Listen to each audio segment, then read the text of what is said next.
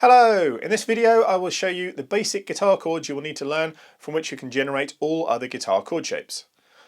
If you were to learn all the possible chord shapes on the guitar fingerboard, how many shapes would that be?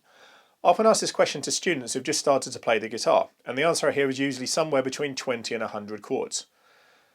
When I tell the student that I have a book containing over 100,000 chords, their jaw usually drops. I then tell the student that somebody told me to purchase this book when I was young, and honestly I've never really used it.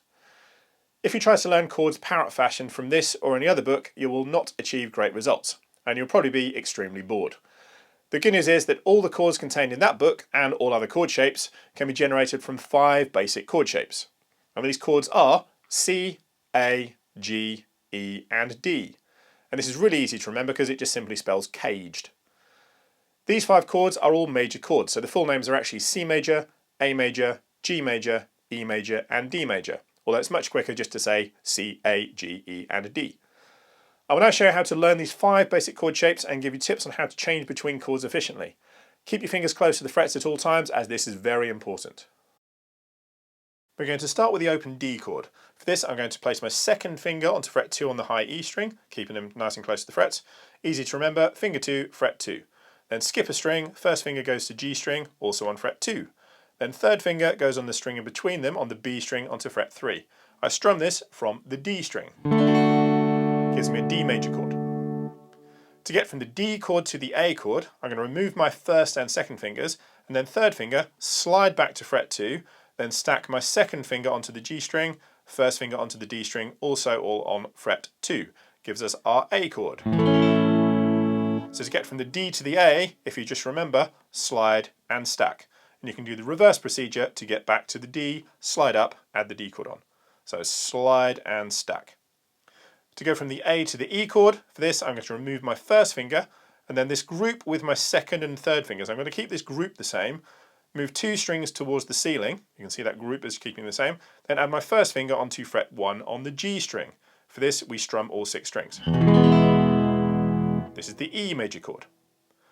And then to get from the E to the D chord, first finger stays on, slide to fret 2, and then you put the rest of the D major chord on.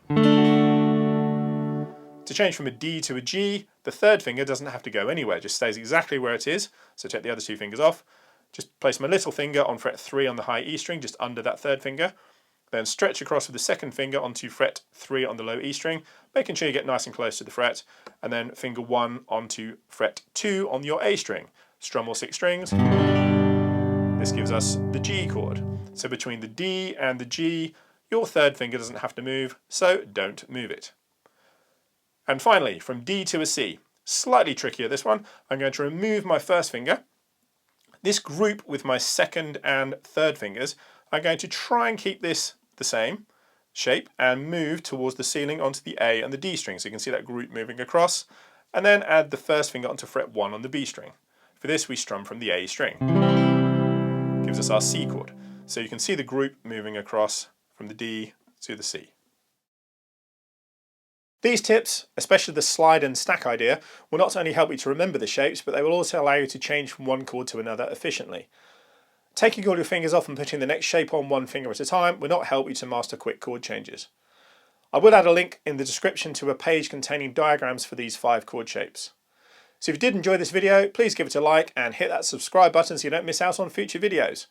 Hit the bell icon too if you want to be notified when I upload new videos. Bye for now.